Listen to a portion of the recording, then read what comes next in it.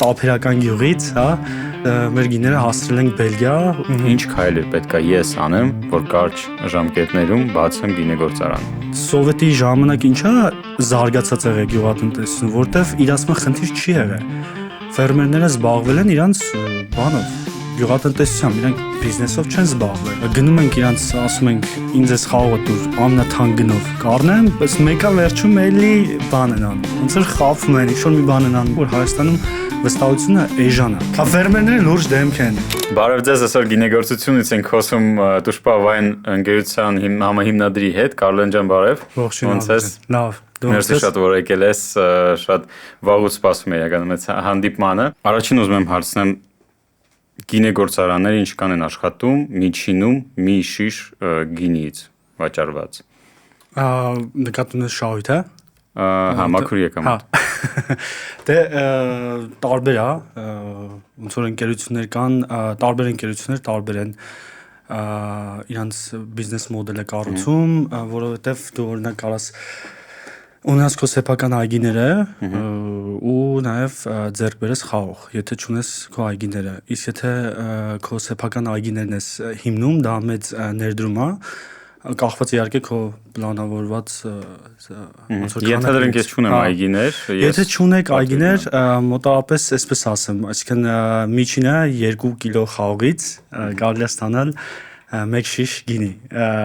Միջինը, հա, կարաս դու օրինակ 4 կիլոից շատ տենց մանրանաս, ասենք, նայած ինչ մասն ես ուզում վերցնես այդ հյութի, ու կարաս 1 կիլոից էլ ստանաս, նայած ինչ խաղ, ասենք, սորտը ինչ է, իր եկամտաբերությունը, այսպես ասեմ, երևի տենց ավելի ճիշտ կնի գինու բիզնեսի մոտավորապես 20-30%, կախված թե քո մոդելը ոնց է։ Ինչքան է տարբերվում օրինակ կոնյակից կամ այլ խմիչքներից։ Տես, կոնյակի դեպքում խաղողը հումքը էժան է։ Հա, այսինքն կոնյակի խաղողները իրանք էժան են, բացի այն որ ինքը գինու համեմատ էժան է, գինու համար նախատեսված խաղողի հետ համեմատած էժան է, նաև կոնյակի խաղողները սովորաբար ավելի շատ ելք են տալիս, հա, այսինքն եթե գինու դեպքում օրինակ մի հեկտար այգուց, ասենք դու մոտավորապես միջինը 10-12 տոննա խաղող ես հավաքում, հա, գինու համար նախատեսված խաղողից։ Իսկ կոնյակի դեպքում դա կարողանի 15-20 ֆերմերներ կան, շատ լուրջ թվերի են էլի հասնում, ու այդ դեպքում ստացվում ոնց որ ելքը ավելի շատ է այդ միավոր մակերեսից, գինը ավելի ոնց որ ինքնարժեքը ցածր է, պլյուս խաղողի այդ 1 կիլո խաղողի մեջ հյութը ավելի շատ է, հա, ասենք օրինակի համար հաղթանակ խաղողի դեպքում, որը որ օգտագործվում է կարմիր գինների համար, այնտեղ ելքը շատ չի, այսինքն հյութը խաղողի քիչ է ու կախված թե դու երբ ես բերք հավաքում, եթե ինչքան ուշ ես անում, այնքան քիչ է, բայց որակները տարբեր են։ Իսկ կոնյակի դեպքում հենց որ քո ցանկալի տոկոսը շաքարի հասել է, արդեն ոնց որ ժամանակն է հավաքել ու այդ պետքա դառնա գինի, հա, իհարկե, ու հետո ոնց որ թորվի դառնա սպիրտ։ Հետաքրքիր է, որովհետև ես հոդվածներից մեկում, ոնց հայկական հոդվածներից մեկում կարդացել եմ, որ ավելի ձեռնտու է գինի արտադրել, քան կոնյակ։ Ես սենց ասեմ, տես միանշանակ չի ասի, էլի կախված է թե քո բիզնես մոդելը որն է։ Եթե դու նկատի ունես ձեռնտու է, որ ավելի շատ cash flow է կունենաս, այսինքն ավելի շատ ոնց որ ավելի շուտ կմտնես շուկա, ավելի արագ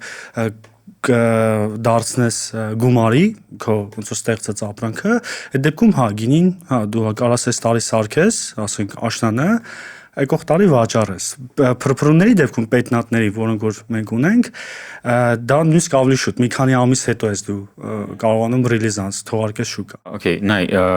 միշտ որ գնում եմ Եվրոպա, գիտես ինչի վրա եմ զարմանում, որ այնտեղ կան գինիներ, որոնց արժեքը 1 եվրոից է սկսվում։ Հա։ Հայաստանում անհնար է գտնել 400 դրամանոց գինի, որ ինքը լինի նաև որակով։ Ոնց է տենց ստացվում։ Հա, այդ շատ լավ հարց էր։ Իրականում այդ շատերն են գալի ասում օրինակ ես Եվրոպա ես ինչ երկրում ես ինչ քաղաքում ես ինչ խանութում մի եվրով ընտիր իսպանական գինիներ էր հա օքեյ ոչ մի չի ասում դու չես հասկացել այդ գինուց իրական լավը չեղե չէ նորմալ գինի ա եղել Իրանց մոտ ուղղակի քանի որ ոնց որ շատ արդյունաբերացված է ոլորտը, շատ հզոր արդյունաբերություն ունեն, հա, այդ ոլորտում, իրանց մոտ մեծ մասշտաբների դեպքում ինքնարժեքը շատ ցածր է։ Այսինքն իրանք օրինակ ունեն հարյուրավոր հեկտարներով այգիներ ու այդ այգիները ամբողջությամբ ավտոմատացված է ու իրանք գործ ունեն մի հոգու հետ կոպիտ ասած, հա, եթե իրանց այգին է կամ ինչ որ մի ֆերմեր է։ Հայաստանում եթե դու օրինակ մեր դեպքում լինում է որ ասենք մի հեկտար այգուց որ խաղող ես դու գնում կարող է գործ ունենաս ասենք 5 հոգու հետ։ Այսինքն այնքան փոքր այգիներ կա ու այդտեղ էֆեկտիվությունը շատ ցածր է։ Դրա համար իրանք կարողանում են շատ ցածր ինքնարժեքով գինիներ ստանան, բայց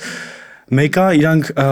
որակապես կամ իրանց հետաքրքրասիրությամբ զիջում են, որտեվ ամեն դեպքում ոնց որ այդքան էժան գնով չես կարող այն շատ հետաքրքիր կոզած գինի խմես։ Ճիշտ նույնն է ոնց որ օրինակ սուրճը, հիմա կա սովորական սուրճ, հա, շատ էժան սուրճ կարող խմեք, բայց կա նաև specialty սուրճ, չէ, որոնք որ տարբեր են գները ուրիշ է, բայց երկուսն են նույն սուրճն են։ Երկուսն էլ ունի իր հաճախորդ իրականում, բայց նայ որ ասացիր իրանք ավելի արդյունավետ են։ Ինչ տեխնոլոգիաներ են կիրառում իրանք, որը չկա ստեղ կամ չի հասել ու ինչի չի հասել, ոնց որ բաց շուկա է, արդեն կարենք վաղուց բերենք տեխնոլոգիաները։ Դες իրանց մոտ մասշտաբներն է մեծ, այգի կտրտված չի ու իրանք այդ տեխնոլոգիաների տակից, այսպես ասած, դուրս են գալի, որովհետև իրանք ունեն շատ մեծ իրացում, հա, ու դա տենց միանգամից չեղել, տենց քիչ եղել է, հա, ու իրանք զարգացել են, հասել են այդ կետին։ Հիմա դու եթե այսօր օրինակ ունես մեծ գումարներ ու որոշես նույն բանը այստեղ անես, այնպես չի որ դու հաջողելու ես։ Ու կան տենց օրինակներ, հենց գինու ոլորտում, որ հզոր սարքավորումներով, ասենք, չգիտեմ, միջազգայինորեն որակավորված էքսպերտներով անգամ դու չես կարողանում ոնց որ քո ծախսերը փակես ու դու շուկայում լավ անգլերեն ասած penetrate անես։ Իսկ իրանք այդ կարողանում են, որտեղ ունեն իրացում ու այդ ինվեստիցիան, որ իրանք անում են, աշխատում է։ Այնպես չի որ ստեղ չես կարաս ու կան մարդիկ, որ հնարավորինս մեծ այգիներ են փորձում գնեն, ունենան ու դրա հիման վրա իրանք ոնց որ գինեգործարանը կառուցեն, կարաս, բայց ամենամեծ խնդիրը իրացում ոնց որ այդտեղից է գալի այդ մյուս արտադրական հարցերը։ Իսկ դուք տարեկան քանի շիշ եք արտադրում։ Մենք արտադրում ենք օրինակ անցած տարի արտադրել ենք 70 պլյուս հազարը անցել ենք շիշը, վաճառել ենք անցած տարի մոտավորապես 50 պլյուս հազար շիշ, այս տարի տեսնենք մինչև տարեվերջ ոնց կերևա, որտեղ անցած տարի շատ ենք արտադրել, ոնց որ դու պետք է գինու դեպքում լավ պլանավորես, հա, եթե դու օրինակ ուզում ես ունենաս ռեզերվ գինի, օրինակի համար կամ կարմիր գինի, հետեւաբար այդ նշանակում է մինիմում 3 տարի առաջ պետք է պլանավորես, որ գինին ունենաս, հնեցնես իրան, եթե պետք է հնեցվի ու պահես այնքան, երբ որ ինքը հասունանա այն ճիշտ մակարդակը։ Իսկ 70,000 շիշ է պուճուր գործարանը համարվում, թե մեծ, թե միջին։ Դա համարվում է միջին, ես կասեի միջին ծավալներ է։ Այսօր գործարաններ կան, որ գինի արտադրողներ կան, որ 1000 շիշ է ընդամենը։ Մենք էլ ենք ժամանակին այդքան եղել, 2000-ականների սկիզբ, երբ որ շուկայում տենց ակտիվ չէինք, ու հա, դա համարվում է միջին։ Միջին, օքեյ, պուճուրը 1000 շիշ եւ 1000-ից սկսում են։ Այսօր Հայաստանում կա բազմաթիվ տարբեր գինիներ, մոտ 300-ից ավել լեյբլներ, 300-ից ավել տարբեր տեսակի գինիներ կան ու այնտեղ գինեգործներ կան, որ տանն են սարքում, միկրո ձեռնարկություններ են, հա, գինեգործական։ Իսկ այդ միկրո կամ պուճուր ձեռնարկատերները դու հավատում, ավելի ճիշտ, միկրո կամ պուճուր գինեգործարանները քո կարծիքով իրանք շանսեր ունեն եկամտաբեր լինելու։ Կարծում եմ, հա, նամանավանդ այս ժամանակներում հնարավոր է ոնց որ փոքր ռեսուրսներով արդյունքի հասնես, նամանավանդ հիմա, երբ որ մարդիկ ավելի շատ տեղ են տալիս այն պրոդուկտներին, որոնք որ ոչ թե տեխնոլոգիապես հարուստ զարգացած ընկերություններ են, այլ տեղ են տալիս ոնց որ ունիկալ պրոդուկտներ, ունիկալ, ովքեր են արտադրողները, ինչ ոնց որ background ունեն, ինչ background ունեն, ինչ մարտահրավերներով են հասել դրան, ինչ ազդեցությունն են, ասենք իրենց միջավայրի ու համայնքի նկատմամբ, այսինքն ոնց որ այդ պահանջարկը կա, մարդկանց ավելի շատ այդ է հետաքրքրում ու դրա համար առասարակ ես կարծում եմ Հայաստանը շատ լավ դիրքում է այդ առումով միջազգային, այո, որ դու կարաս, եթե առաջ օրինակ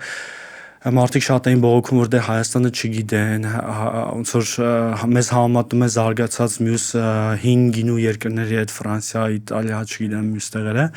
ու սկի Հայաստանի տեղը չգիտեն, այլ ունենաց հայկական գինների մասին առասարակ լսեն, բայց այդ իրականում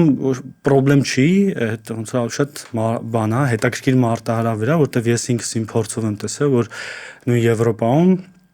երբ որ տենց ասում էր Հայաստան բան, իրանք ասում են, հա, չեմ լսել բան, բայց հետաքրքիր է, կուզեմ փորձեմ այդ ոնց եղավ, որ Հայաստանը գիններ է արտադրում կամ ինչ-որ մի երկիր ու մենք չգիտենք, ոնց որ այդ ավելի շատ ոնց որ կոնվերտ անես խնդրեմը հնարավորության,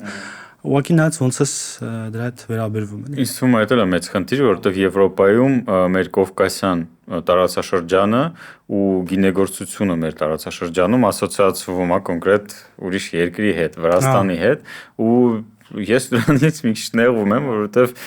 մենք լավ պատմություն ունենք ու մենք համարում ենք, որ գինին սկսվել է Հայաստանից։ Տես, երևի ճիշտ կլինի մի հատ ասենք ինչա տենց, որ ինչի Հայաստանը միջև հիմա այդքան հայտնի չի եղել գիններով, մի հատ դիագնոզ անենք, ոնց որ ոլորտում շատերն գիտեն ու համաձայն կլինեն դրա հետ, որ սովետական շրջանում ոնց որ այդ ստրատեգիան է եղել, որ Հայաստանը պետքա կոնյակ արտադրի, իսկ Վրաստանը գինիներ, այտենց ինչ-որ բաժանում է եղել, ու այդ է եղել պատճառը, որ Հայաստանում հիմնականում տարածված են եղել մինչև հիմա կոնյակի համար նախատեսված խաղողները, ու այդ ժամանակ շատ է եղել դեպքեր, որ գինու համար նախատեսված խաղողի այգիները քանդել են ու փոխարենը դրել են այն խաղողները, որոնք որ լավ են կոնյակի համար, այսինքն այդ ելանքը որ սկզբից խոսում էինք, ավելի շատ է սովետնուտի օպտիմիզացներ, չէ, ասենք հնարավորինս շատ լինի, հնարավորինս էֆեկտիվ լինի եւ այլն, ու այդ պատճառով ոնց որ Հայաստանը մնացել է ետևում, բայց այդ չի նշանակում, որ այդ շրջաններում գինեգործություն Հայաստանում ընդհանրապես չի եղել է, վերջ-վերջո ոնց որ կոնյակի ամբողջ հիմքը գինին է, բայց եթե գինի չունենաս կոնյակ էլ չես ունենա։ Ուղղակի մենք տենց հայտնի չենք եղել, այդ է հիմնական պատճառը։ Իսկ հիմա ինչ է արվում այդ ուղղությամբ, թե գինեգործները իրանց ռեսուրսներով, իրանց հնարավորության սահմաններում փորձում են այդ ոնց որ կոտրեն, մեկը ինչ որ միջազգային ցուցահանդեսներով, մյուսը գնալ ասենք դռները ծեծելով, օրինակ մեր դեպքում մենք տենց ենք անում, ասենք գնում ենք հենց ինչ-որ գինետուն կամ ռեստորան, ուղղակի մտնում ենք ներս ու երկրից դուրս, երկրից դուրս, հա, ասենք հա, չգիտեմ, օրինակ նույն Բելգիայում, Գերմանիայում ու ընդունում են։ Կարող եմ պատմեմ այդ ուղղությամբ, հա, բայց հարցի որ պատասխանեմ, հետո կարանք վերադառնանք։ Հիմա ոնց որ ունեն գինու հիմնադրամ, որ ինքն է իր հերթին փորձում է այդ խնդիրը լուծի։ Այսինքն գինու հիմնադրամ ինչ որ community կա։ Հա, կա գինու հիմնադրամ, խաղողագործության եւ գինեգործության հիմնադրամ, որը փորձում է համատեղի բոլոր գինի արտադրող ոնց որ ընկերություններին, տենց մի հատ համայնք կա ստեղծված, ու վրացական գինները իրանք ինչ են հայտնի, որովհետեւ մեծ գումարներ են ծախսել հենց ոնց որ պետական մակարդակով ու շատ վաղուց իրանք հստակ ստրատեգիա են ունեցել, հստակ երկրների հետ են աշխատել, ոլորտի մասնագետների հետ են աշխատել, բերել են այդ երկիր, իրանց ոնց որ train են արել, սովորացրել են, պատմել են, ագի ոնց որ բան արվել, մարքեթինգ արվել, արշավներ արվել, գրքեր ա գրվել, ու իրանք շատ հայտնի են ու պետքա ոնց որ խոստովանել, որ իրանք շատ լավ աշխատանք են արել ու գինիների տեսականիների առումով շատ հարցերում իրանք պետքա խոստովանել, որ լավ են այսինքն մեծ տեսական ունեն ու շատ բաներ շատ լավ զարգացած է, բայց պոտենցիալի տեսանկյունից Հայաստանը ունի մեծ պոտենցիալ, եթե նայենք վերջի, ասենք 10 տարում որտեղից ուր է հասել, այդ արդեն ագին խոստումնալից է ու ընդհանուր առմամբ հայկական գինիները իրանք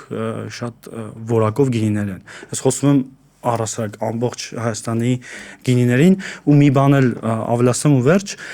կա այսպեսի մի հատ տենց ոնց որ նարատիվ, հա, որ պետքա հայկական արտադրանքը կամ օրինակ հայկական գինիները պետքա համապատասխանի միջազգային չափանիշներին, եվրոպական ստանդարտներին եւ այլն, իրականում հայկական գինիները շատ վաղուց դրան համապատասխանում է, դրա խնդիրը չկա, այսինքն շատ ժամանակ ոնց որ մարդկանց մոտ տպավորությունն է, թե մենք տենց շատ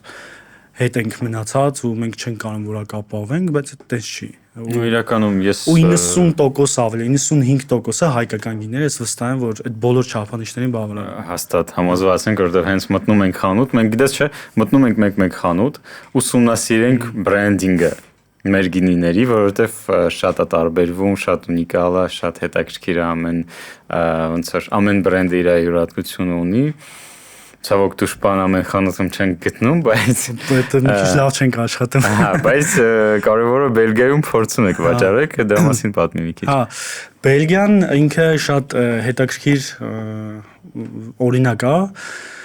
Ուրեմն 19 թվականին ոնց որ հետազոտություն արեցինք, որ ուսումնասիրում էինք, որ ոնց անենք մեր գինիները տանենք Եվրոպա ու ավելի հասանելի լինենք եվրոպական գնորդներին, այսինքն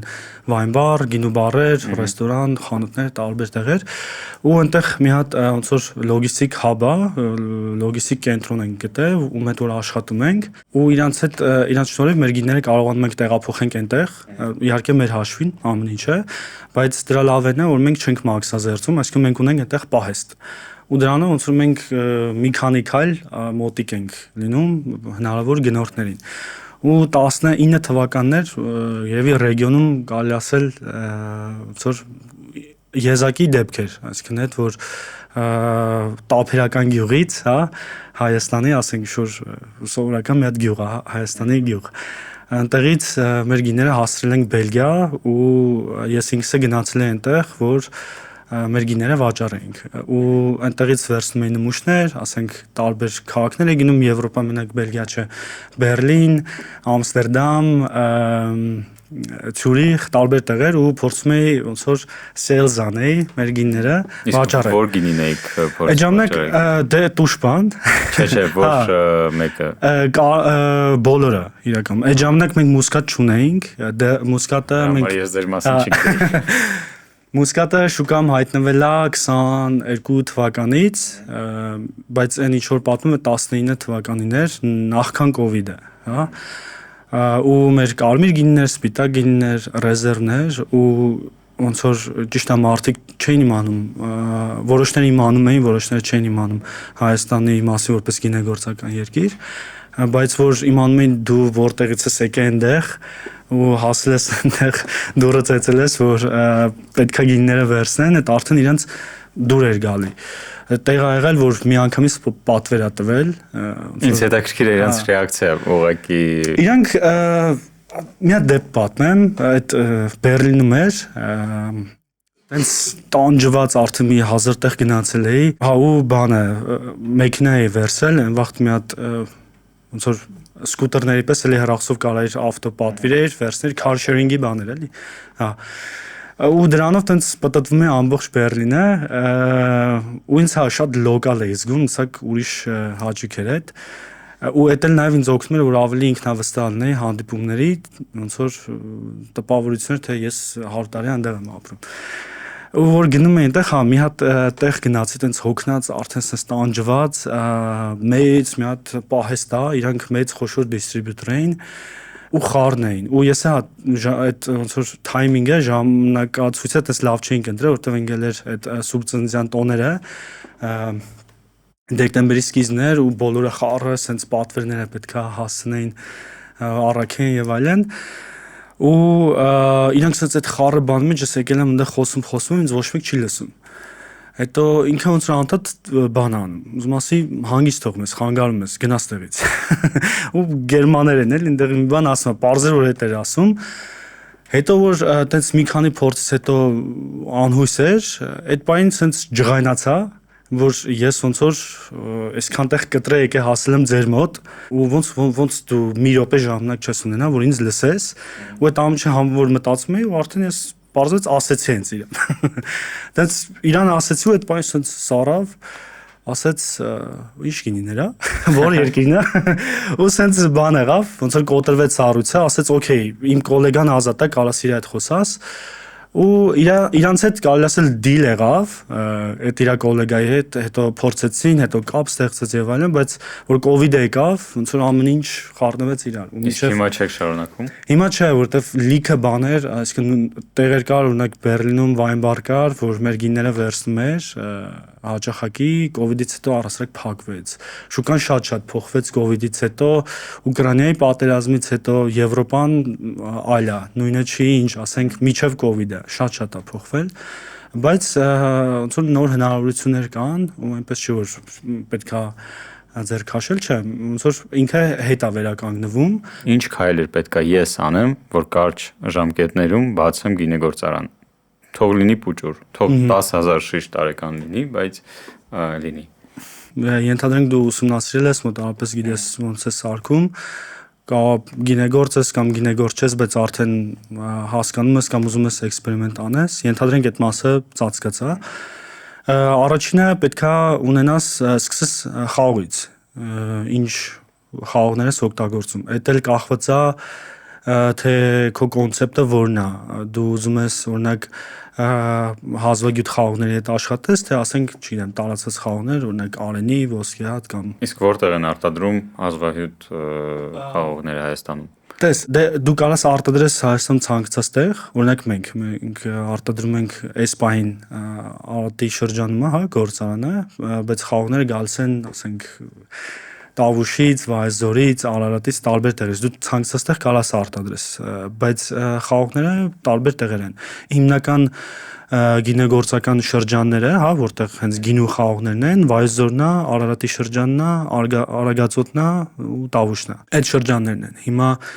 դու նայած քեզ անգլերեն ասած ոնց ես positioning, ոնց ես դիրքավորում շուկայում, դրանց կախված արդեն մյուս հարցերն է գալիս, հա։ Հիմա ենթադրենք, եթե խաղողները ընտրել ես, պետքա ունենաս արտադրամաս, այդ կարողանի քո տունը, կեներ ունեն, որ ասենք կվարձիրանում են իրենց բնակարանում են սարքել, ասենք մինի ինչ-որ մի 200 լիտր գինի, այդ ցանկացած տեղ կարող լինի, բայց պետքա ունենաս լավ պայմաններ, կախված թե ինչ ծավալներ ես դու ուզում։ Պետքա տարածքը մաքուր լինի, հարմարավետությունները ստեղծես, ինչ-որ ենթադրենք տարածքը վարձեցիր, մնում է արդեն սարքավորումներ։ Երբ որ խաղողը գալիս է, դու պետքա խաղողը ջարդես, ճմռես, հա, հյութը առանձնացնես կամ չառանձնացնես, այդ էլ կախված թե ինչ ձևի գինիներ ես ուզում սարքես, ձեռք բերես այդ սարքերը ու ստանաս գինին։ Սարքերը մի քանի օրինակ սարքեր են, որոնք որ խաղողն է ջարդում, այդ չանչն է ազատում, պոմպեր ու ամենակարևորը բաներ պահամաններ, հա, որտեղ որ այդ ամբողջ խմորումն անում, հետագայում կարող հենց տեղել պահպանես գինին, եթե ուզում ես հնեցնես, ուրեմն պետքա ձեռք բերես տակառներ, եթե չէ, կարաս տակառ ձեռք չբերես, բայց կարող դու օրինակ ուզենաս կարասի մեջ թե խմորված ու թե հնեցված գիններ ստանաս, այդ դեպքում ուրեմն կարասներ պետքա ձեռք բերես։ Եթե իսմա հետաքրքիր է բյուջեն, հավանաբար, եթե ամենափոքր ծավալներից եթե սկսես, ասենք կարաս մոտ մի, չգիտեմ, դրամով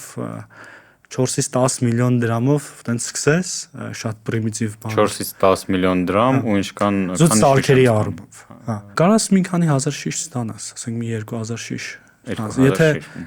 վատ չի, սկզբի համար վատ չի։ Սավել։ Բայց պետքա ամենակարևորը այստեղ այդ քո ոնց որ կոնցեպտն է, քո դիրքավորումն է, դու ինչ ես ուզում, որտեվ շատերն կան իրան նայում են ուղղակի հետաքրքիր ու հեշտ եկամտի աղբյուր, որոշները կարող նայեն նույնիսկ пассив եկամտի աղբյուր, բայց այդքան է տես չի, ոնց որ եթե տակը ոնց որ թե ինչու ես դու դա անում,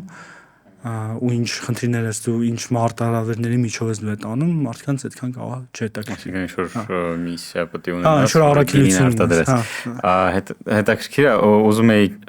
հարցնել նաև որտեղ պետք է սովորեմ, որ այդ ամեն ինչը իմանամ, պատրաստեմ ինձ։ Հայաստանում ինչ որ կուրսեր կան, թե միգուցե համալսարանները ոնց որ արժանի կրթություն են տալիս, թե պետք է գնամ արտասահման։ Դե տրադիցիոն ճանապարհը, ասենք համալսարան գնալ, գինեգործական բաժինը ընդունվել, ագրարային համալսարանի, որը ի դեպ վերջի տարիներին բավականին լավացել է, շատ բարեփոխումներ են այնտեղ եղել։ Առաջի տարբերակը է դա, բայց պետք է սովորես, հա 4 տարի կամ 2 տարի, նայած ինչ ես անում։ Մյուսը կա էլի շատ լավ ակադեմիա, հա, Իվենի գինո ակադեմիան, որ էլի ագրարային համալսարանի մոտ է գտնվում, էլի Երևանում։ Այնտեղ դու կարաս շատ արագ, եթե ճիշտ եմ հիշում 9 ամսում, ոնց որ այդ ոնց որ բոլոր հիմնարար բաները սովորես։ Իհարկե ոչ նեղ տենց մասնագիտական ամեն ինչ, բայց 9 ամսում են ինչը հնարավոր է սովորել այդ ոլորտում ինչ-որ մի բան անել, այդ կարող լինի բիզնես, կարող լինի գինեգործություն, կարող լինի ինչ-որ մենեջմենտ էլի այդ ոլորտում, այդ 9 ամսը բավականին լավ ոնց որ հիմք է քեզ տալի, որ սկսես քո քայլերը անել։ Նայ, օրինակ ես չեմ ուզում ոչ մի գործարան, չեմ ուզում ոչ մի բան առնեմ, կա տենց տարբերակ, որ ես ուղակի միտեղ մեկին բերում եմ շշերը, իր գինին վերցնում լցնում եմ այդ շշերի մեջ ու իմ բրենդի տակ վաճառում եմ։ MVP։ Հա, չգիտեմ կարքին է դու նայել ես։ Այդտեղ մի հատ լավ սկեչ կա, չէ՞ որ ասում է, լսի գինին ունեմ, բայց պիտակը պրծել է։ Դեռ որ նույն գինին է, ուղղակի պիտակն է, այդ որպես կատակ, հա, իրականում ամեն ինչ կարաս անես։ Օրինակներ կան հայկական շուկայում։ Հա, կան։ Բայց հաջողված օրինակներ, ոչ թե այն որ տենց արել են ու էլ չեն արտադրել։ Կան օրինակներ, բայց հաջողվածության աստիճանը կախված է թե ինչքան է ունիկալ, այսինքն ինչքան է ոնց որ այդ outsource արած մասը քիչ, հա, եթե գնալը ոնց որ ավելի քիչ է, հա դառնում է ավելի ոնց որ հաջողակ, բնականաբար կարաս տենց անես, այսինքն դու ունենաս ինչ որ գինի, շշալցնես ու վաճառես, բայց այդքան ոնց որ հաջողության հասնելու քիչ հավանականությամբ տարբերակ է, ասենց ասեմ, այսինքն Ինչու եթե ես ճիշտ positioning եմ անում կամ դիպավորում եմ իմ product-ը, կարաս, հա, այդ կարող ավելի շատ աշխատի, եթե ասենք Հայաստանից դուրս, բայց Հայաստանում, եթե ոնց որ փոքր երկիր է, մարդիկ էլ ուզում են իմանան ովքեր են, ոնց են սարքի, ինչ են բան, կարող է այդքան հեշտ չլինի, բայց կան օրինակներ, որ մարդիկ շատ լավ օրինակ աշխատել են իրանց վաճառքների վրա, շատ գրագետ են արել կամ ունեցել են ինչ-որ ռեսուրսներ այդ առումով, ոչ ֆինանսական ու ճիշտ ձևով մտել են շուկա, այդ հնարավոր է, բայց ես ոնց որ խորտ չէի տա այդ ձևով շարժվել, եթե նոր ես ուզում մտնես գինու ոլորտ, ավելի լավ է հենց քոն անես, դու գնաս քո ձեռով խաղ ընտրես, դու փորձես սարքես, դու մի քիչ այդքան սուպեր պուպեր չլինի, բայց լինի քոնը, որովհետև երկարաժամկետ այդ է կարևոր, որովհետև վաղ թե ուշ եթե դու անցնես քո գինուն, արդեն դու սկսես սարքել։ Այնտեղ ինչ որ փոփոխություններ կարող լինի, որ այդքան է նման չէր ինչ որ առաջ ուներ։ Այստեղ ֆիքսեցինք 4-ից 10 միլիոն դրամ ունենում եք, սկսում եք գինու բիզնեսը։ Անցանք առաջ, նայ բիզնեսը բացեցինք, հետո ոնց ենք դիստրիբյուտ անում, էքսպորտը ու իմպորտը, ընդհանրապես ոնց որ սև արկղ լինի, շատ մարդկանց համար պարզ չի այդքան էլ ինչ պետք է անես, ինչ պետք է վճարես, որ քո ապրանքը դուրս հանես այլ երկիր։ Ենթադրենք ես ունեմ ինչ որ գինի, ուզում եմ 1000 շիշ արտահանեմ այլ երկիր, վաճառեմ այնտեղ։ Տես ոնց է համակարգը աշխատում։ Երկու տարբերակ կա։ Մեկը, որ դու գտնում ես ներմուծողներ տարբեր երկրներում ու իրանց հետ ես պայմանավորվում, հա, որպեսզի իրանք ներմուծեն քո գինիները այդ երկիր ու մատակարարեն։ Իրանք կարան հենց իրենք վաճառեն ու կարան իրենք դիստրիբյուտորի միջոցով վաճառեն, հա։ Այսինքն, այստեղ տարբեր երկրներ իր այդ ռեգուլացիաները ունի։ կա որ ասենք ներմուծողը ու ամեն ինչ անում է, բայց օրինակ US-ի դեպքում, Ամերիկայի դեպքում ներմուծող լինելու համար ուրիշ լիցենզիա պետք է ունենաս, դիստրիբյուցիայի համար ուրիշ, պահպանելու համար ուրիշ, on-line վաճառքի համար ուրիշ, ու տենց բավականին բյուրոկրատական բաներ կան։ Ու ոնց որ կախված թե դու ում ես ուզում գտնես, reach out լինես, դրանից կախված քո ոնց որ գործերը փոխվում են։ Եթե դիստրիբյուտորին դու պետք է ուրեմն ինչ-որ մի ձև այդ ներմուծման հարցերը լուծես։ Կարող ես ինչ-որ մեկին գտնես, որ գինները այդ ներմուծի, բայց վաճառքով դու զբաղվես այդ երկրում։ Այդ ոնց որ ագին դժվար է, բայց ոնց որ ավելի կայուն է, հա, ավելի հեռանկարային է։ Մյուս տարբերակը որ ամենահեշտ կարա հնչի, բայց դա էլ պետք է ոնց որ ներմուծողին համոզացնես, ինքն է հնարություն տեսնի, հասկանա որ քո գինիները ոնց որ տարբերվում են մյուսներից կամ ինչ որ բաց կա որ լրացնում է ու ինքը վերցնի քո գինիները։ Ասենք կարող լինի ներմուծող օրինակ Շվեյցարիայից, ինքը հավանել է քո գինիները, նմուշները իրան ուղարկել, ինքը հավանել է ու որոշել է որ գնի։ Ու դու պարզապես արտահանում ես գինին ու էլ գործ չունես մնացած բաների հետ։ Քեզ մնում է ուղղակի կարողանաս այդ բոլոր ձևակերպումները անես, ոնց որ զուտ ունակ լինես, թղթաբանություն անես ու վերջ։ Այդ ամենա sense կարճ տարբերակը։ Հա, իսկ հիմա դուք արտահանում եք ինչ որ քանակներով ձեր գինին։ Հա, մենք արտահանում ենք մեր արտադրության մոտարապես կախված տարուց, հա, կախված թե ինչ իրավիճակ է դրսում եւ այլն, նաեւ ներսում իհարկե, միջինը 40-50%-ը մեր արտադրության ոնց որ արտահանվում է, հա։ Որ երկրներ։ Համար 1 երկիրը Ֆրանսիան է։ Վաու։ Ու ոչ հայկական սփյուռքը, ոնց որ ոչ սփյուռքը էլի մեր Հիմա դժբախտաբար թե բարեբախտաբար այդ առանձին հարց է, բայց մեր համար լավ է դա, որ հենց տեղացիներն են առնում, որովհետև այդ նշանակումը չեն առնում, որովհետև իրանց երկրի արտադրանքը առնենք support անենք, այլ առնում են, որովհետև հավանում են իրանք։ Ու առաջ տեղը Ֆրանսիան է, ի շնորհիվ մեր ներմուծողների, որ իրանք շատ լավ գործ են արել այնտեղ, հայեր են, ու իրանք տենց շատ լավ չարչարվում աշխատում են, ագին ոնց որ ներդրումներ են անում, մենք փորձում ենք մեր մասով հնարավորինս օգնենք։ Համար 1-ը Ֆրանսիան է, հետո Բելգիան է, Բելգիայում մենք շատ հետաքրքիր ոնց որ օրինակ անտեղ, համ մենք ենք վաճառում Բելգիայում, որտեղ մենք ունենք պահեստ։ Համել ունենք ներմուծող, էլի հայ ու ոչ հայ հիմնադրիներով ոնց որ ընկերություն, իրանց հետ աշխատում ենք։ Նաև իրանք են վաճառում մեր գինները ու շատ լավ, այսպես ասած, կոլաբորացիա ենք անում իրար հետ։ Մենք ոչ թե մրցում ենք, որ եկել ենք մենք ձեզ փոխարինենք ստեղ, այլ մենք եկել ենք, որ համատեղ գնանք առաջ ու իրանց օրինակ շատ հարմար է, ասենք մեր այնտեղի պահեստից վերցնեն, նույնիսկ մի փոքր ավելի թանկ է իրանց վրա նստում, քան ասենք Հայաստանից առնեն, որտեղ իրանց պետքա շատ արագ գինին հասնի իրանց, ասենք պատվիրատուին։ Իսկ Հայաստանից գինի արտահանելը տևում է լավ տարիներ չէ, բայց երկար ժամանակ է տևում կախված որ երկիր, ասենք Եվրոպա 20 օր, մի ամիս, բայց մենակ այդ տեղ հասնելը չի խնդիրը, նաև խնդիրը մեքենա գտնելն է, որտեղ միշտ նես չի որ ամեն օր մեքենա է գնում, այսինքն մեքենայով հասցնում եք։ Հա, գնում է կախված, հա, ռութը ոնց է, գնում ասենք փոթի, այնտեղից նավ, հետո Բուլղարիա, հետո այնտեղից նորից մեքենա ու գնում է, կա որ կոնտեյներ է, կա որ հենց մեքենա է, կա որ ասենք Վրաստան, հետո Թուրքիա, հետո sense գնում է խառը էլի։ Նայած։ Ու այդ 28000 շիշ, ես ճիշտ եմ հասկանում, մոտավորապես դուք արտահանում եք։ Մոտավորապես, հա, մոտավորապես 20-ից Դու ասացիր 70000 արտադրում եք, 56 մոտավորապես վաճառվել է, իսկ այն չվաճառվածները ինչ եք արել, որտեղ չեն վաճառվել, սենց է, ոչ թե չի ստացվել, չենք, այլ իրանք այն գիններն են, որ հələ պետքա սպասեն, որ իրանք ժամանակը գա։ Այսինքն եթե դու պլանավորում ես առաջիկա 3 տարում ասենք որ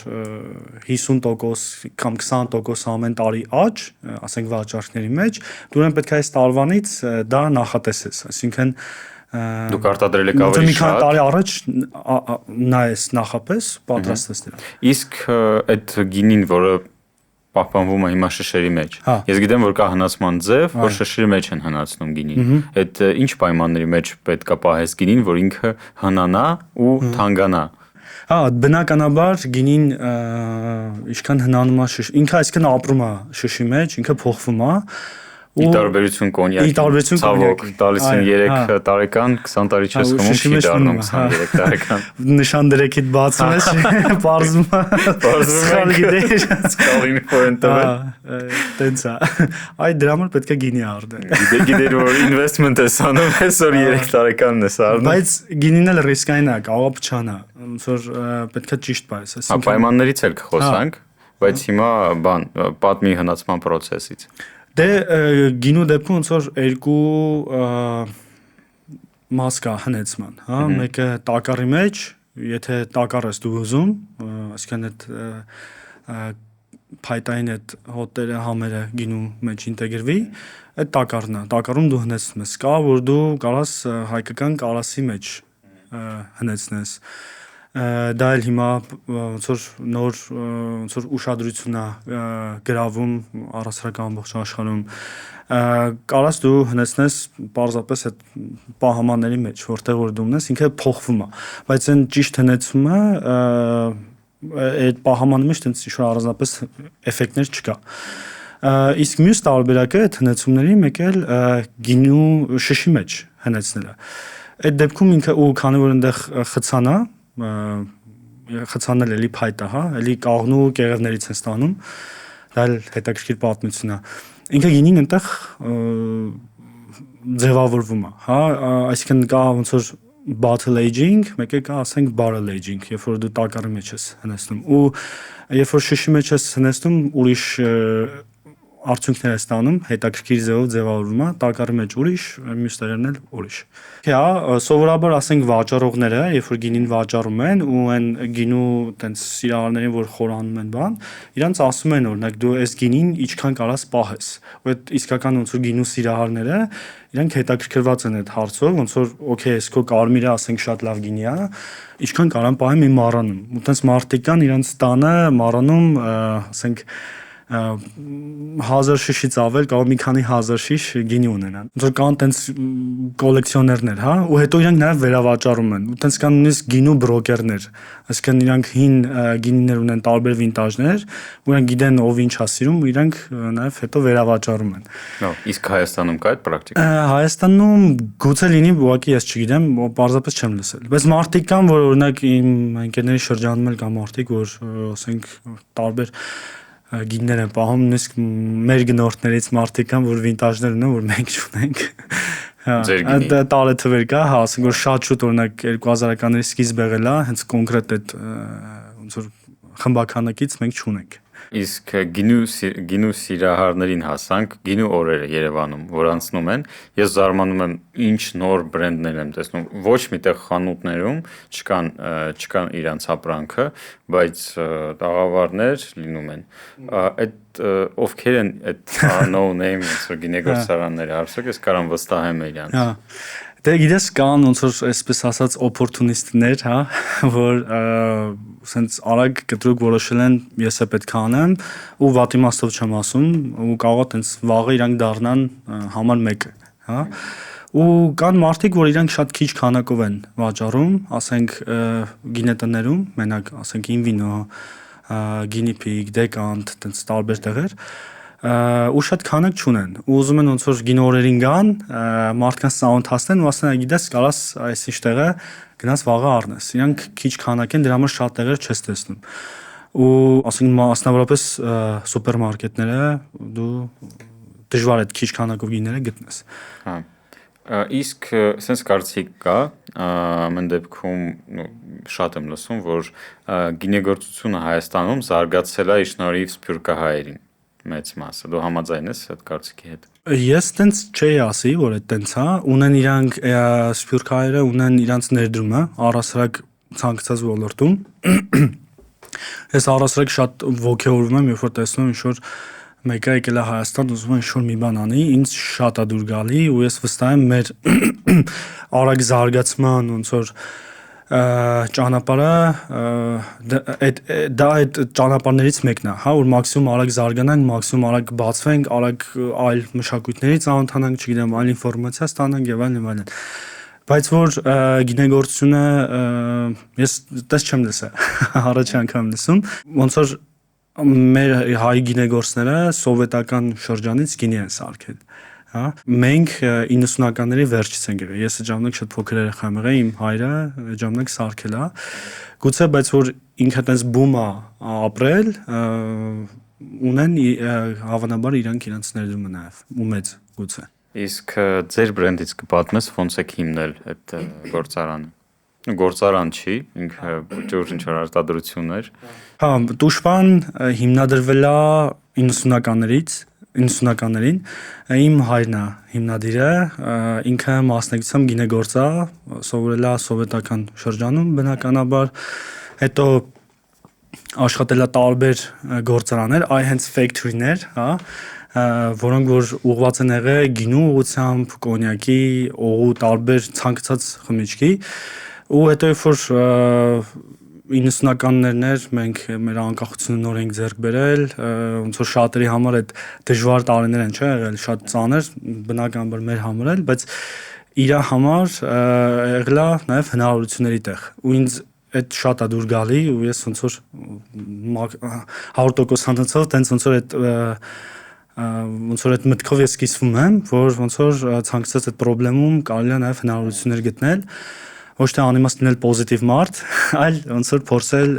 մարտահրավերի դարձնել խնդրումը։ Ու մի խոսքով շատ չերկարացնեմ, հիմնել է գործարանը դատարկ հողատարածք է եղել, 0-ից կառուցվել է 99-ին, կարելի ասել 2000-ից նոր մեր առաջի գինները եղել է։ Ու այս նույն որակը որ հիմա ունենք, այդ 2000-ականների հենց սկիզբը, այդ նույն որակը ունեցել ենք, բայց մինչև 2003 թիվը։ Ու այստեղ է խնդրումը, որ այդ ժամանակ մեր շուկան այդքան զարգացած չի եղել, մարդիկ այդքան գինու առումով ոնց որ գիտելիքներ շատ չեն ունեցել, ու մենք չենք կարողացել ոնց որ էժան գինիների հետ մրցենք։ Ոնց որ այդ ժամանակ շուկան է մտնում շատ էժան գինիներ, ասենք ծագումն էլ անհայտ, ասենք ոնց են սարքել եւ այլն, ու մենք ոնց որ շուկայից դուրս ենք մնում։ Ու մինչև 2018 թվականը մենք շուկայում չենք եղել։ Մեր գինները արտադրվել է այդ ընթացքում զուտ, ասենք մեր սպառման համար, ընկերների կամ այցելուների, ասենք 1000 շիշ, հա։ Հիմա մենք ոնց որ 18-ից ես ու քույրս ենք սկսել, դա երևի առանձին պատմություն է։ 1000-ից սկսել եք, հասել եք 70,000-ի, բայց երբ չեմ խոսում քո կամ քո աշխատակիցների հետ, բոլորդ ասում եք, որ չեք ուզում ընկալվեք որպես են քո ասած մեծ ինդուստրիալ գործարաններ, ոնց եք լայնացնելու ձեր բիզնեսը։ Հա, կամ ապագան, լրիվ հասկանում եմ։ Իրական ոչ թե միտքը նա, որ մենք պետքա չզարգանանք, չէ, մենք շատ մեծ պլաններ ունենք ու մենք ահագին հեռու ենք մեր այդ մեծ պլաններից ու այդ ուղղությամբ ոնց որ աշխատում ենք։ Այստեղ խնդիրը այն է, որ մենք չդառնանք այդ հենց այդ mainstream պրոդուկտներից, որ ավելի շատ շեշտը դրվել է հնարավորինս օպտիմիզացվի, հնարավորինս ավտոմատացվի ամեն ինչ ու ոնց որ ստանանք շատ ոչ շատ հետաքրքիր գիններ, այսինքն ոնց որ միջին որակի գիններ, հա։ Մեր համար կարևոր է, որ չեք ուզում ամեն սեղանին լինի ձեր գինին։ Չէ, մենք ուզում ենք բնականաբար, բայց մեզ պետքա որ մեր համար շատ կարևոր է մարդկային գործոնը, հա։ Մենք օրինակ ինչ ենք անում, մենք օրինակ 30-ից ավել ֆերմերի հետ ենք աշխատում ու մենք ոչ թե ինվեստիցիա ենք անում, որ մենք մեր այգիները ունենանք, որի ասենք ետ վերադարձ ասենք 10-15 տարի կարա լինի, այլ մենք աշխատում ենք ֆերմերների հետ ու դրա մասին ազնիվ խոսում ենք գնորդի հետ ու ավելին ցույց ենք տալի նաև ֆերմերի ոնց որ ներդրումը դրա մեջ, ասենք մեր փրփրունների ետապիտակում իրանց նկարներն է։ Ես ուղղակի հիացել եմ այդ բանով, այդ պասխալկայով, չգիտեի իրականում, շատ եմ արել, նվիրել եւ այլն, բայց չեմ իմացել դրա մասին։ Դա էլ ուրիշ մարքեթինգային քայլ է, բայց դե ամեն դեպքում դուք զարգացնում եք գինեգործությունը Հայաստանում, օգնում եք այդ ֆերմերներին, բայց ոնց եք աճելու հետագայում, ինչ պլաններ ունեք։ Հենց այդ է, որ լրիվ հակառակն է մեր բանը, ինչ որ սկզբից ասում էի, այսինքն մենք ուզում ենք իրական ոնց որ աճենք շատ, բայց մենք ոնց որ ոլորտը զարգացնելով, մարդկանց ոնց որ հնարավորություններ տալով, բայց համատեղ ոնց որ օգուտներ ստանալով գնալ առաջ։ Այդ ֆերմերների օրինակը շատ ոնց որ հիանալի օրինակ է, որ մենք խոսալով իրանց մասին եւ լավ կապ ենք ստեղծում գնորդ ու ապրանք հարաբերության միջև, հա, ու նաեւ մարդիկ նաեւ դա բարձրացնում է ֆերմերների պատասխանատվությունը։ Ու երբ որ օրինակ եթե տարբեր գինեգործների խոսացնես, կարող ասեն, գիտես, օրինակ պետքա քո սեփական այգիներ ունես, որպեսզի քո որակի կառավարումը ոնց որ կարողանաս լավ որակը կառավարես, վերահսկես եւ այլն։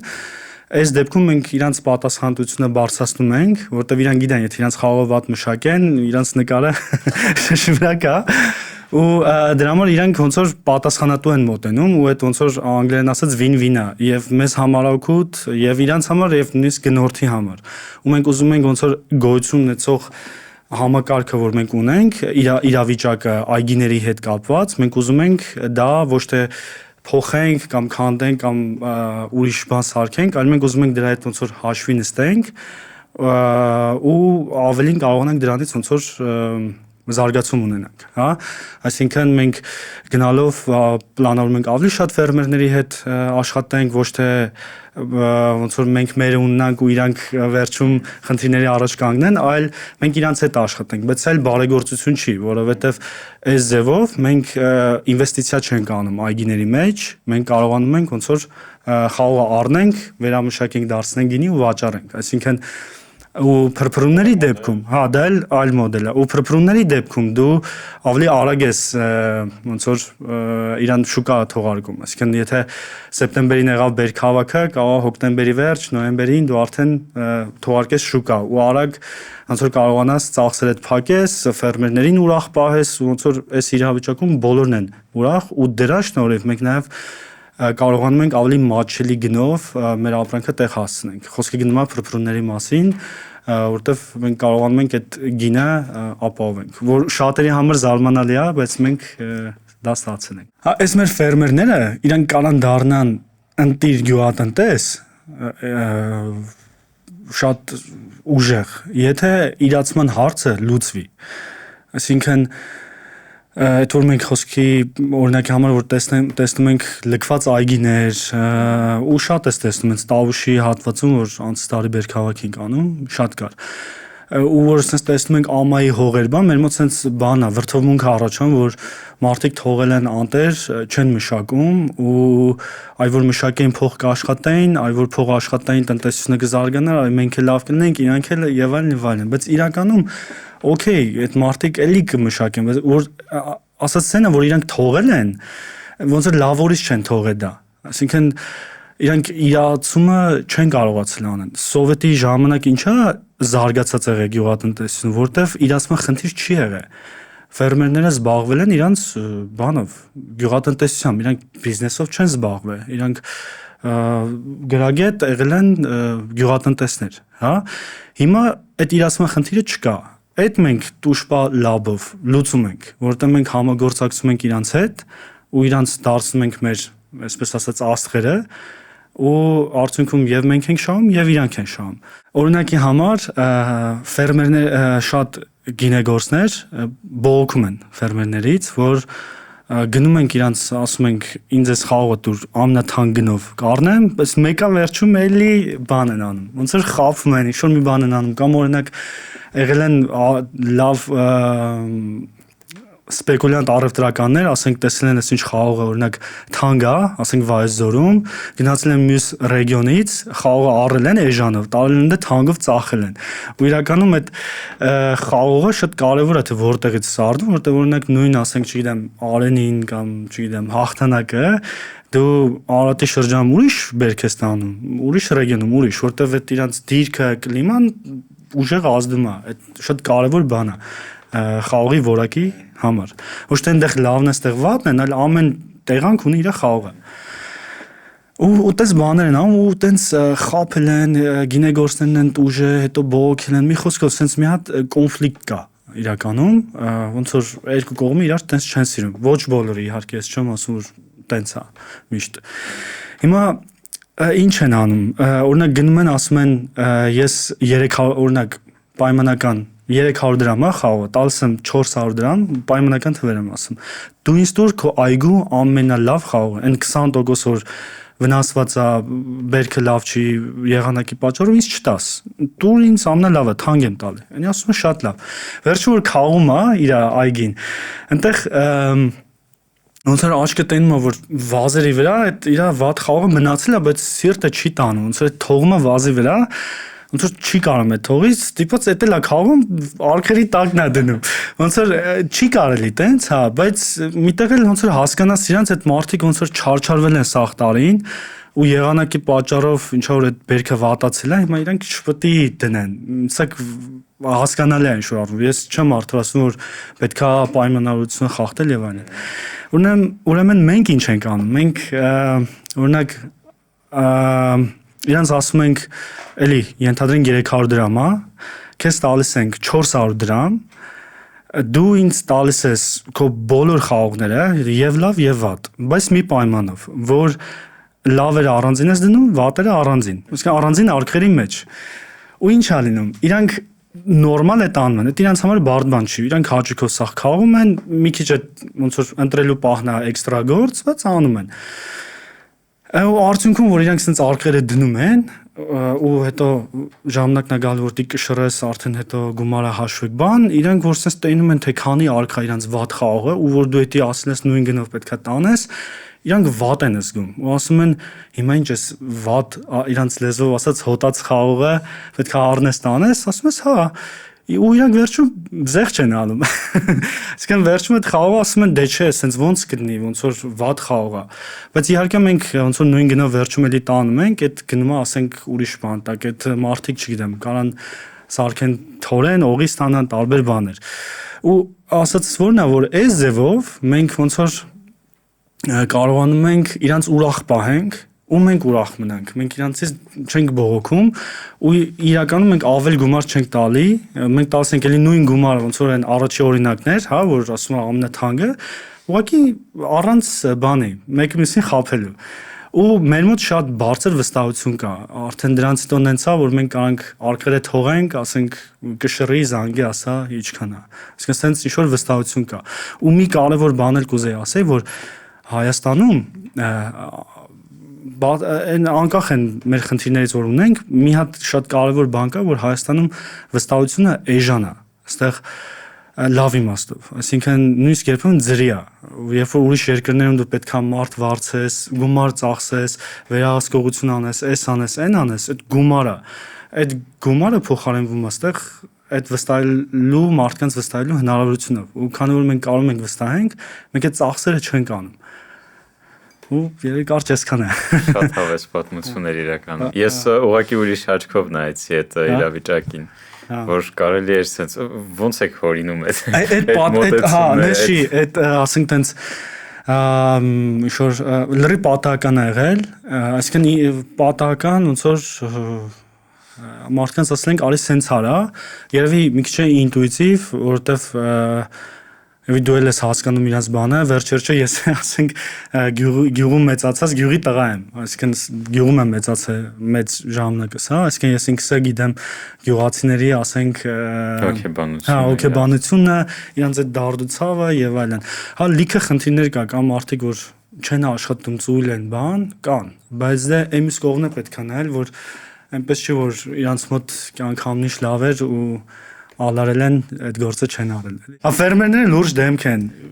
Իրանց կարած գնաս, ասենք ինձ ինտերվյու անելու փոխարեն գնաս իրանց հետ խոսաս։ Ասենք իրանք այնքան բան կպատմեն։ Ես մեծ հաճույքով կխոսայի։ Վստահ եմ ու ինձ թվում է ոնց որ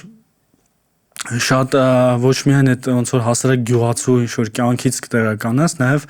որոշ առումով նաև սկսել են լավ բիզնես անել, այսինքն նույնիսկ այս բաներ սովորես իրանցից։ Ոնց է, ասենք, խնդիրը որ եղել է, ոնց են իրանք արագ ինչ են ասում, տրանսֆորմացվել ուրիշ բան արտադրողի, ասենք, օրինակ Տավուշի շրջանում լիքը այգիներ ա եղել, քանդել են, որովհետև փլուզումից հետո ասենք չեն կարողացել բերքը ծախեն, որոշ գնորդներն մանիպուլացրել են, մարդիկ հիասթափվել են, բայց չեն թողել գնացել, օրինակ այգիները հանել են, տեղը պնդուկ են դրել, կարոլյոկ են դրել, նուռ են դրել, տարբեր բաներ, օրինակ Դեբետավան գյուղ որ գնաս, ոնց որ դրախտ լինի, sense հողը սև, ու այնտեղ ամեն ինչ աճում է, բայց իրանք զգում ես sense հատիկ մշակել են, ու ոնց որ ինչ որ բանի են անցել, ուրիշ մշակաբույսի, հա, որ իրանք գումար աշխատեն, ու դա էլ որ դու տեսնես, որ այդ մարդիկ այդ պայմաններում, այդ վատ վիճակում, որ այդ գյուղը մտնում ես, ոչ մի հատ զարգացած բան չես տեսնում, խանութը, ասենք դրսի սեղանի վրա դրած են, ասենք ես չեմ հիշում, 4 տարեկան է վերջանք որ այդպես բան տեսել է, բայց այդ մարդիկ այդ պայմաններում, ասենք կարողանում են էլի ինչ-որ բիզնես անեն, ես կասեմ, որ այդ բիզնես է, իրանք բիզնեսով են զբաղվում, մենակ գյուղատնտեսություն չի, ու մի բան է կներես, օրինակ Վայոց ձորում, տես Վայոց ձորը շատ զարգացած գինու շրջան է, Տավուշում միամիտ են, այնտեղ այդքան քան որ շատ զարգացած չի, իրանք տես շատ առևտրական չեն, տես լավ առևտուր չեն անում, իրանց հետ հեշտ է ոնց որ բանակցել քոզած գինը տանել, հա, կոպիտ ասած, բայց Վայոց ձորում իրանք զարգացած են ավելի այդ առումով, իրանք կարան լավ ոնց որ բանակցեն քո հետ, ասեն մի խոսքով նենց անեն, որ քո համար շատ դժվար լինի, Վայոց ձորում ավելի ոնց որ ավելի լավ են տիրապետում առևտրի սկիլերի։ Արի, գիտես, ինչի մասին եմ ուզում խոսամ, գինու էթիկայից, կանոններից, թե ինչպես են գինի խմում ու ինչի համար են օրինակ, երբ որ գինի բերում ռեստորանում, ֆիլմերի մեջ կամ շոր վիդեոների մեջ, մարդիկ պտտեցնում են այդ գինի բաժակի մեջ, հոտ են քաշում, ինչ են ստանում դրանից։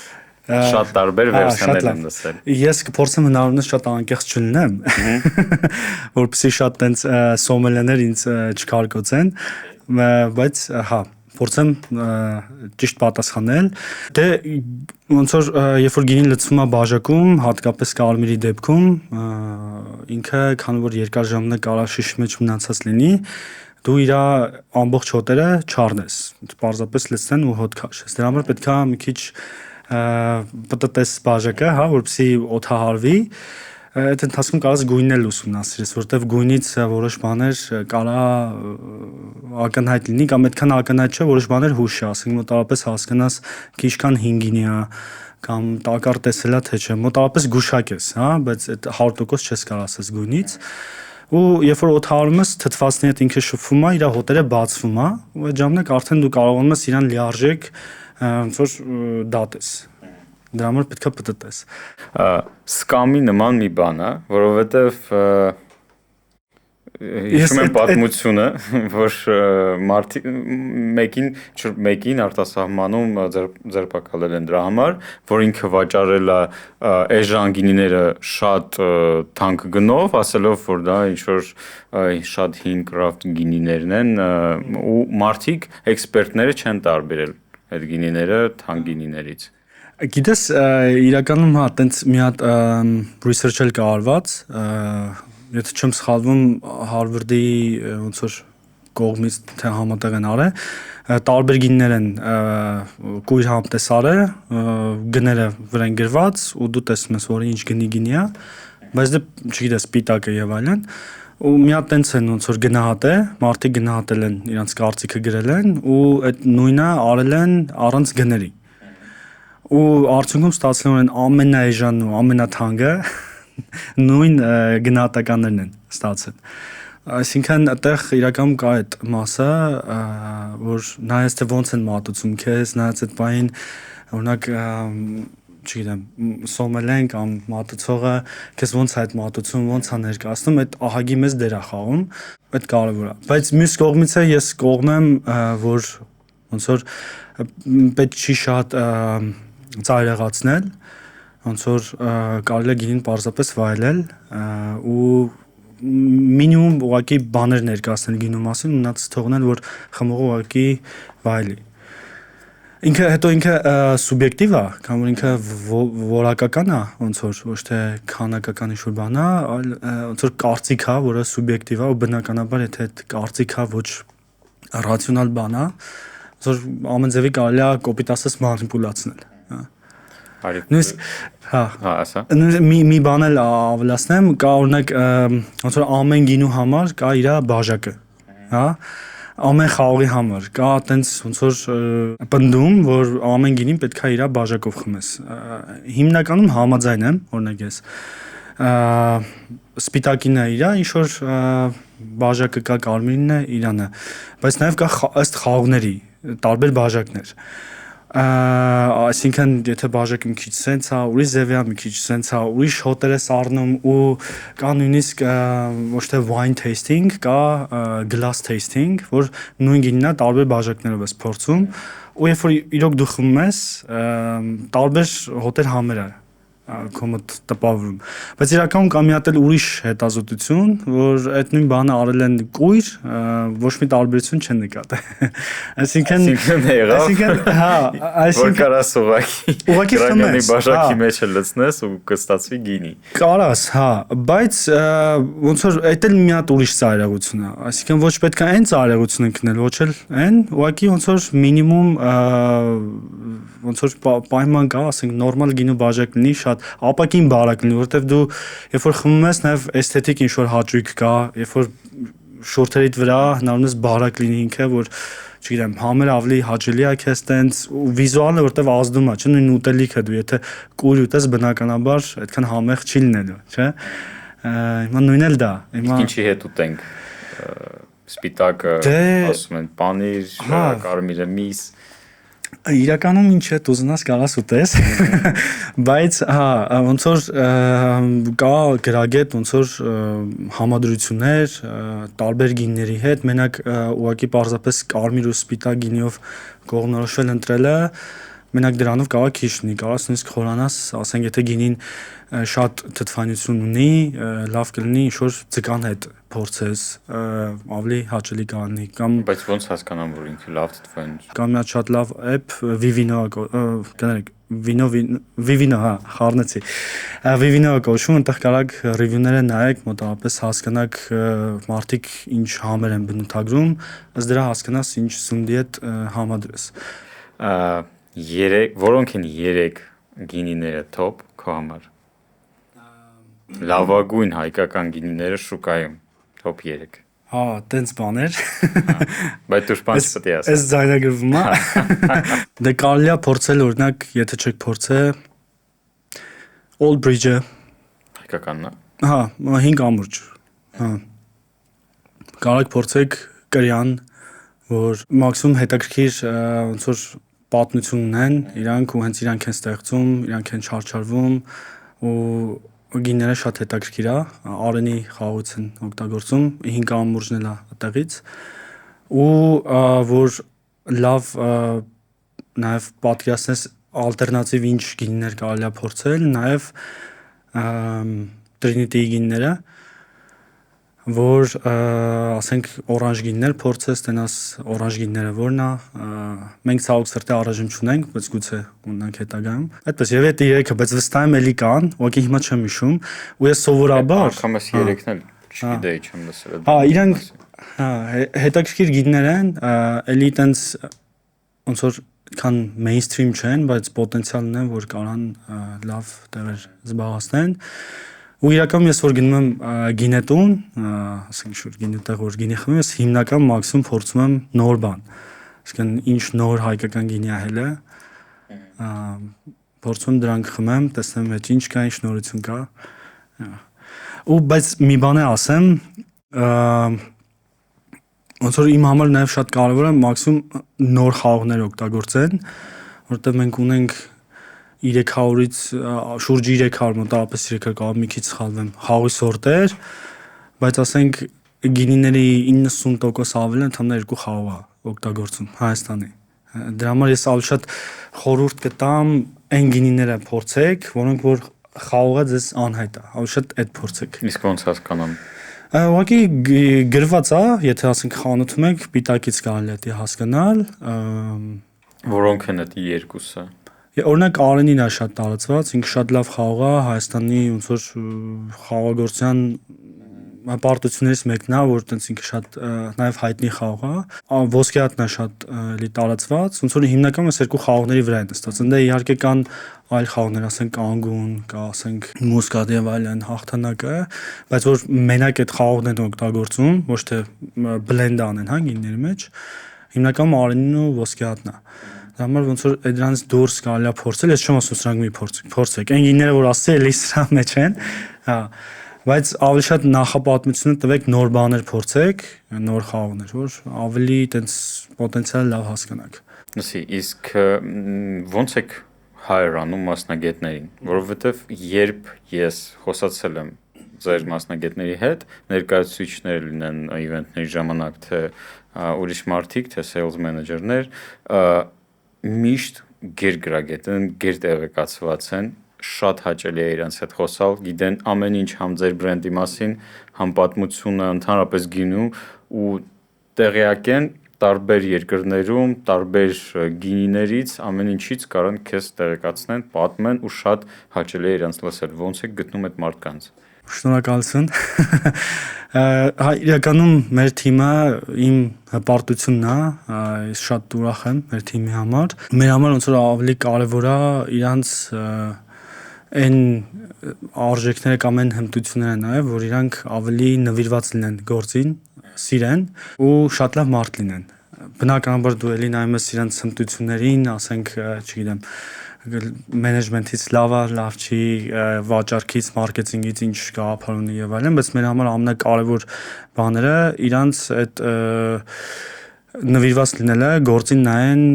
որ իրանց այդ ինտերվյուս անում, նայես այս մարդը կարա գործին վերաբերվի, ոնց որ իր սեփական բիզնես թե չէ։ Ինքը գալիս է ստեղ,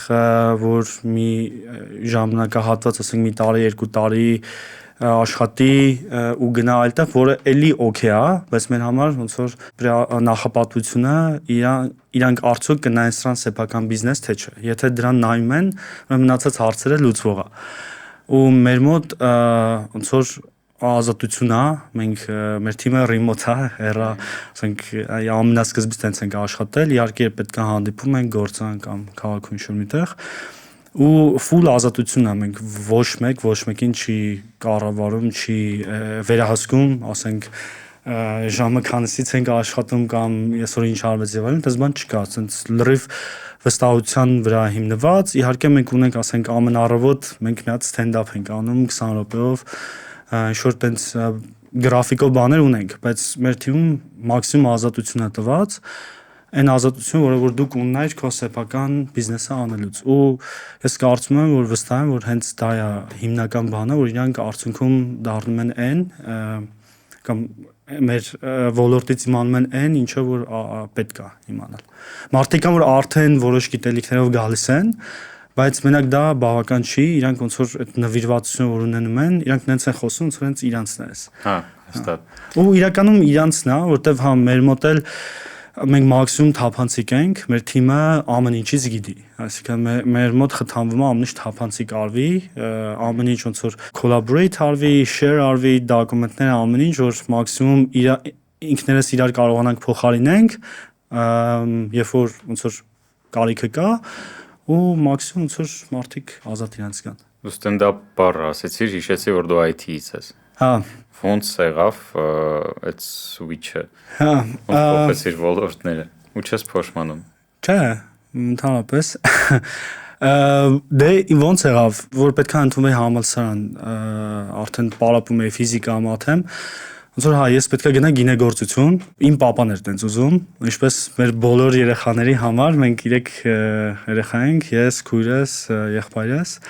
եղբայրս ինքն էլ է գինեգործ, քույրս բայց կեսից փոխվեց բիզնես սովորելու, ինքը ոնց որ հասցրեց, ես էլ էլի պետք է գնայի այդ ուղղությամբ,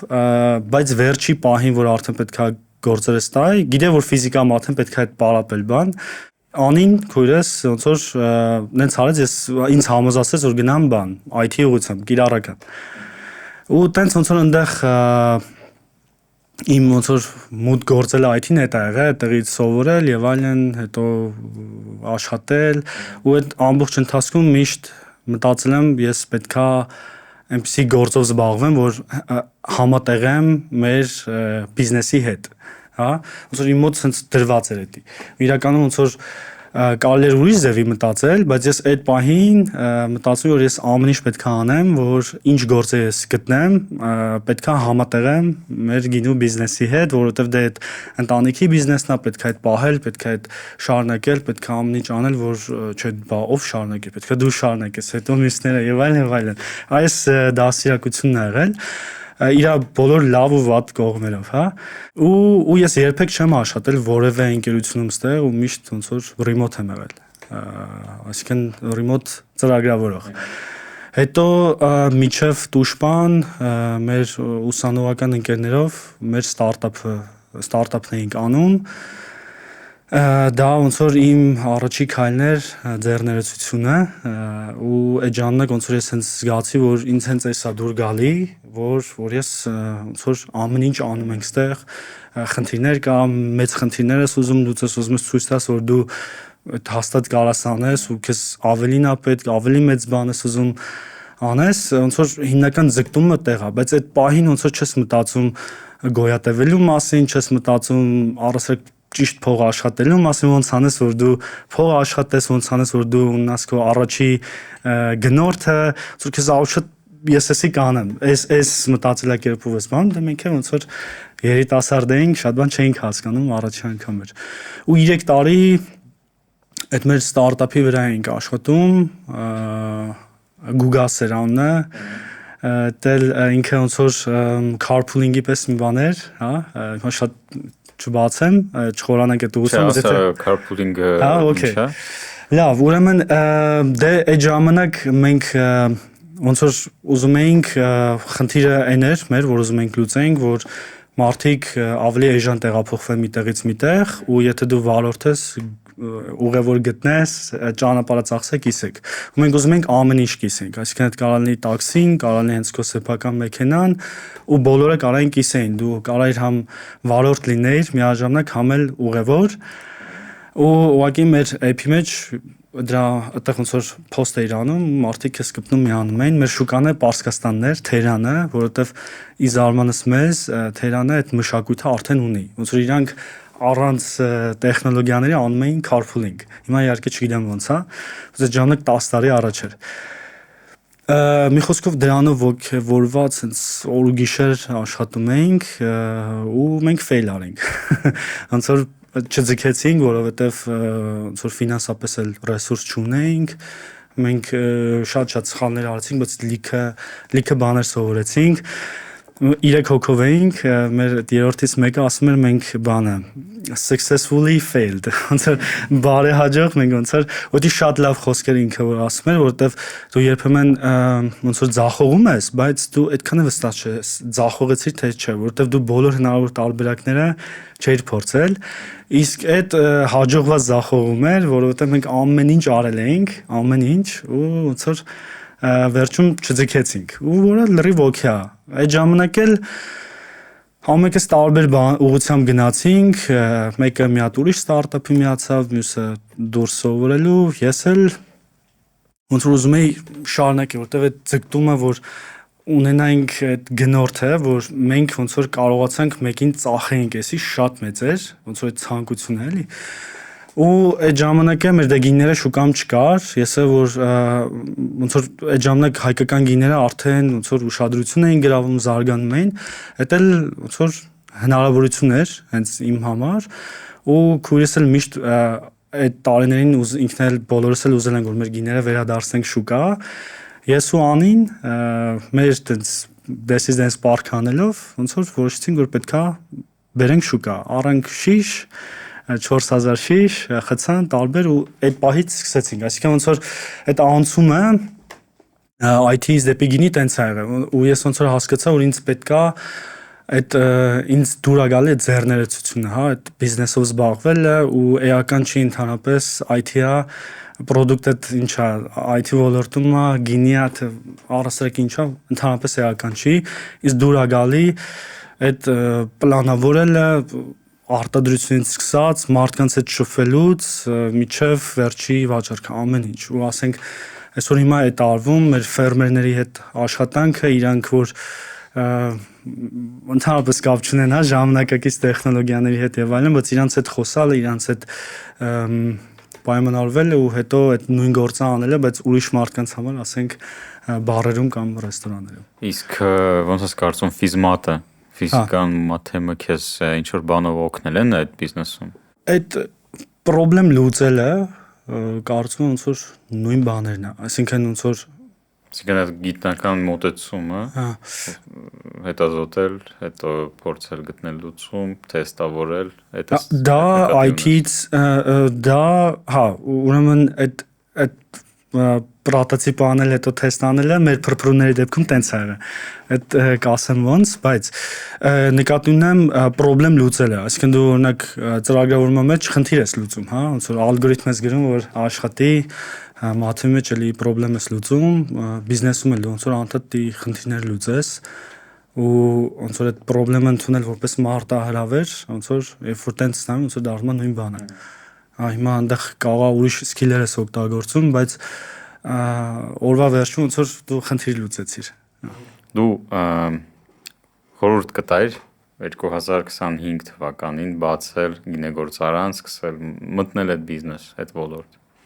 Հա, այսինքն ցանկացած բիզնես կարելի է առասարակ բիզնեսով արժի զբաղվել, ոնց որ հետաքրքիր է, ոնց որ այդ ճակերտների մեջ ասած ծեծ ուտելը ագին բան է քեզ սովորացնում, իսկ գինու բիզնեսով ինչու ոչ, մեծ հնարավորություններ կան, Հայաստանին ոնց որ ավելի Հայաստանը երբ որ ճիշտ ներկայացնես դրսում կարա մեծ ուշադրություն ունենա ու Հայաստանը ունի այդ պոտենցիալը, որովհետև հիմա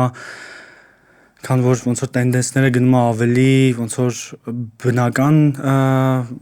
արժեքներին, թե ովքեր են ոչ թե տենց օրգանիկ, տենց մաքրո այդ նկատի, ոչ թե դա նկատի ունեմ, այլ թե ովքեր են արտադրողները, ինչ մարտահրավերների միջով են հասել այդտեղ, ոնց են խնդիրները լուծել, ինչ լավ ազդեցություն են թողնում իրանց համայնքին, իրանց միջավայրին եւ այլն, ոնց որ այդ ուշադրությունը քանի որ կա ու Հայաստանն էլ ունի այդ պոտենցիալը իր ամեն ինչով, հա, Հայաստանի այդ բոլոր թերություններով, ոնց որ դու շատ Հայաստանը շատ ոնց որ բնական երկիր լինի, հա, ոնց ասեմ, ոնց որ շատ պարզ, լավ իմաստով պարզ երկիր է ու ոնց որ կարելի է այդ օգտագործել ու եթե ունես ճիշտ մոդել, ճիշտ կոնցեպտ, ճիշտ դիրքավորում, ինչու՞ չէ, կարելի է սկսել այդ գործով ու մեծ բաների հասնել։ Իսկ ինչ խորհուրդ կտայր դու քեզ 18 տարեկան Կարլենին։ Այդ ժամանակ բարդ հարց ես տալիս։ Ես խորհուրդ կտայի երևի ոնց որ ավելի շուտ սկսել տարբեր բաներ փորձել, հնարավորինս շուտ սխալվել։ Հիմա կարող եմ քիչ ծեծված բան եմ ասում, որ ասում եմ fail fast, չգիտեմ։ Հնարավորինս շուտ փորձել տարբեր բաներ, այսինքն հենց